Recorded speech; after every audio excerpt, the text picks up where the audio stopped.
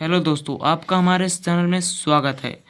इस वीडियो में हम सीखेंगे कि p/q के रूप में किसी भी अपूर्ण संख्या को कैसे व्यक्त कर सकते हैं।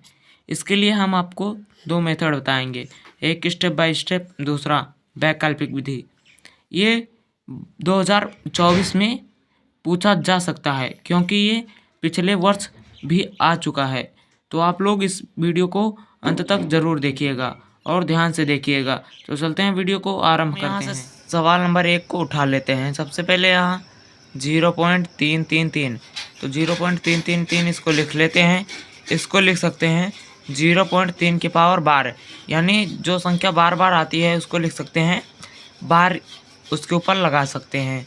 यहाँ पे 3 एक ही संख्या है, यानी केवल एक अंक है, तो इसके मतलब इसको यक्स मान लेते हैं। फिर इसके दोनों पक्षों में, यानी इसके और इसके दोनों तरफ 10 से गुणा। अगर यहाँ पे जैसे 33 होता या 34 होता और 34 पर बार लगा होता तो हमको 100 से गुणा करना होता।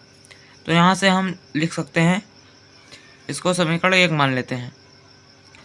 समीकरण 1 में 10 से गुणा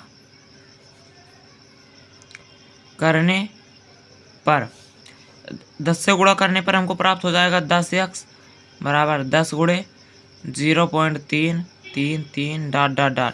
इसको लिख सकते हैं 10x बराबर, इसको लिख सकते हैं 3 गुणे 3.333 डॉट डॉट डॉट।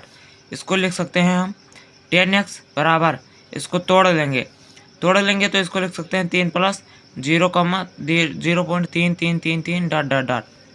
और चूँकि हम जानते हैं कि इसका मान है, हमको पता है, यहाँ पे हमने माना था यक्स, तो इसके स्थान पर यक्स रख देते हैं बराबर 3 प्लस यक्स। चूँकि हम जानते हैं 0.333 डॉट डॉट डॉट बराबर यक्स के, इसी से हम मान इसका धर देते हैं। अब यहाँ से हो जाएगा 10x, यहाँ प्लस में, यहाँ जाएगा माइनस में, यानी 3। यहाँ हो जाएगा 9x इक्वल टू 3, यानी x इक्वल टू कितना हो जाएगा 3/9, यानी x इक्वल टू 1/3 यानी 1/3। यही हमारा आंसर आ गया और ये हमको परमेय संख्या के रूप में प्राप्त हो गया, जिसे p/q के रूप में लिखा जा सकता है। अब इसी सवाल को हम वैकल्पिक विधि से कैसे सॉल्व कर सकते हैं, यानी विकल्प के रूप में कैसे आ जाए तो उसको कैसे मात्र 2 सेकंड में हल कर सकते हैं।